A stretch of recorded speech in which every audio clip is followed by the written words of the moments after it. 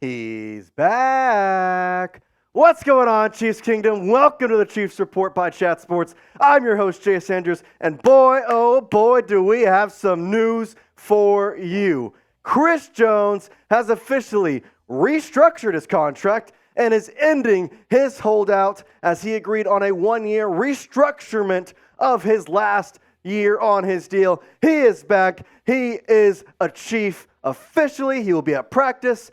And oh my gosh, the wait is finally over. If you're excited about Chris Jones being back, like the video. I'm spamming that button because oh my gosh, does this feel great. All the talk, all the offseason drama, everything that happened, boy oh boy, it is a glorious day for this indeed. I tell you, this entire day, it was kind of a shock that it happened, but it's still nice nonetheless to have the best interior defensive lineman in the NFL back on the Chiefs, with the Chiefs. He was always on them, but now he's back with the team. We'll be at practice tomorrow. He'll be hopefully in uniform. We'll get to all the details on that later, but man, oh man, those stats from last year added to this defense that really showed out against the Lions. Oh boy, 15 and a half sacks just came back to the Kansas City Chiefs. Not to mention the guy who was always in the backfield and just provides an interior presence level that is unlike anybody else in the NFL besides maybe Aaron Donald. Let's put him back in that depth chart. It's time for him to be back where he rightfully owns. And there you go. You got Mike Dana, Derek Nottie, Chris Jones back, and George Karlaftis. Not to mention, you also have Neil Farrell Jr., what you traded for. You got some defensive tackle depth now. So this defensive line that looked pretty good against the Lions got better with Chris Jones. And, man, it's just a good day. Here's what we know as of now. So, first off, there were no New Years out of this contract. This was not an extension by any means. There was no New Years. Chris Jones is still on that contract that he originally signed. That deal, it's not extended. He's still there. Now, I will say the big money mover here was that he received multiple incentives to earn considerably more money.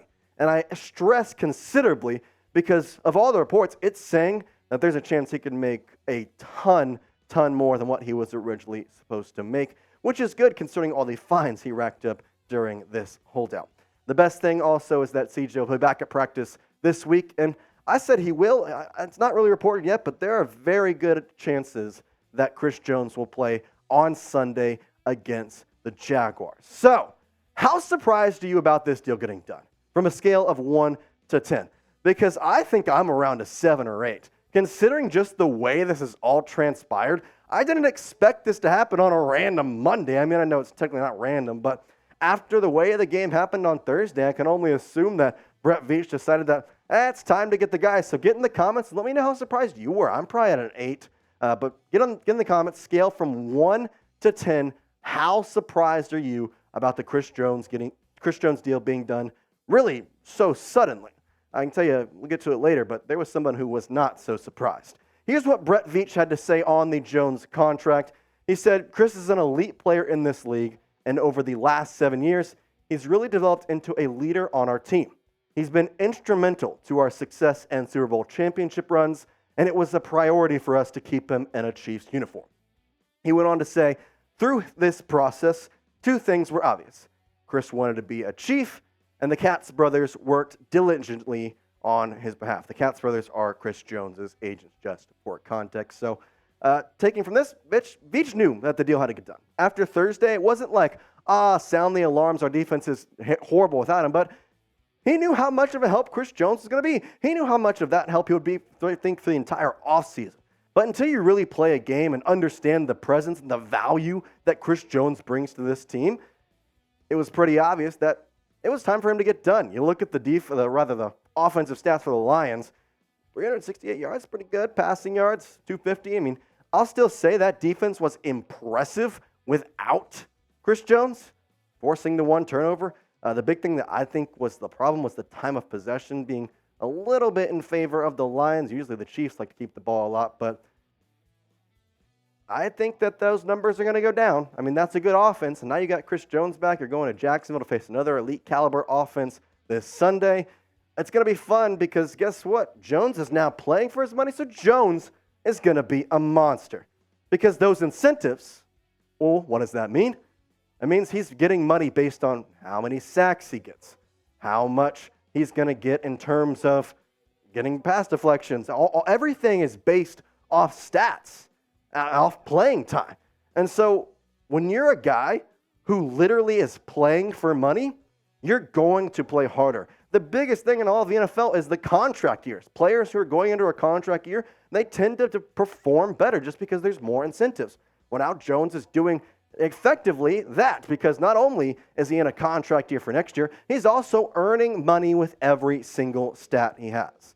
Now, this is not originally what Jones wanted, though, because he was looking for a multi-year extension worth over $30 million a year. He didn't get that. A couple other guys, Dexter Lawrence, Quentin Williams, they got their deals. Jones did not. That's what he wanted. That's not what he got.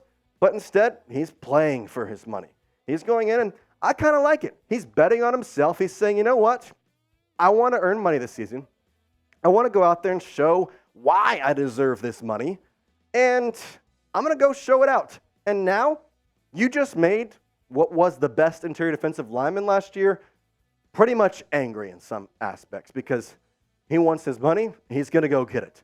That quarterback is now a dollar sign in Chris Jones' head, and he wants his money.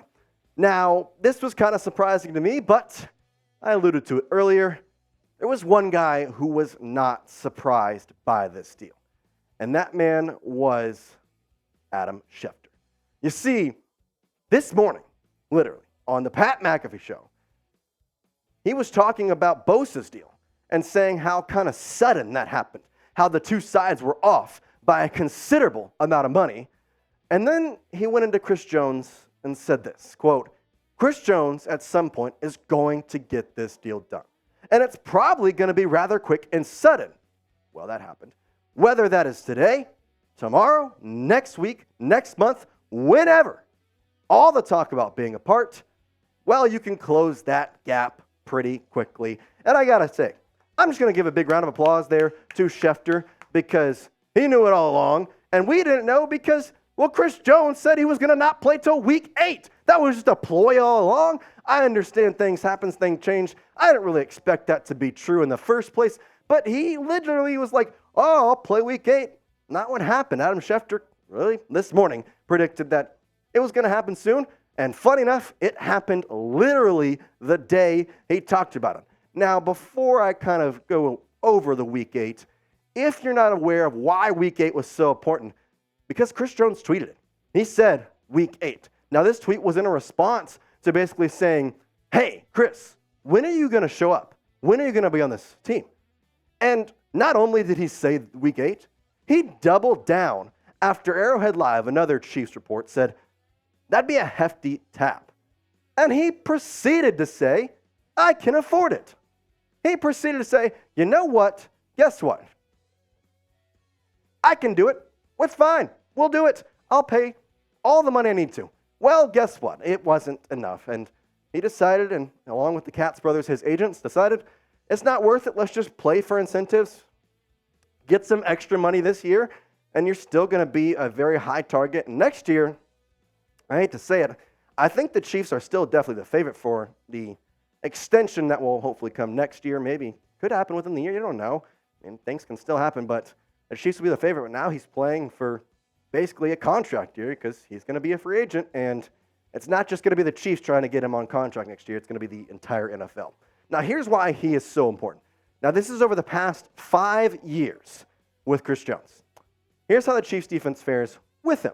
QB pressure rate, 35%. Yeah, that ranks first in the NFL. First. Meanwhile, without Chris Jones on the field, just 27%. And you think, oh, that's not that big a margin. That ranks them in the lower third of the entire NFL at 27%. So people can say what they want. I said it myself. Chris Jones wasn't really needed against the Lions. I don't know how much he would have helped. But it's clear that he is a valuable aspect to this team. And now we get that valuable aspect back.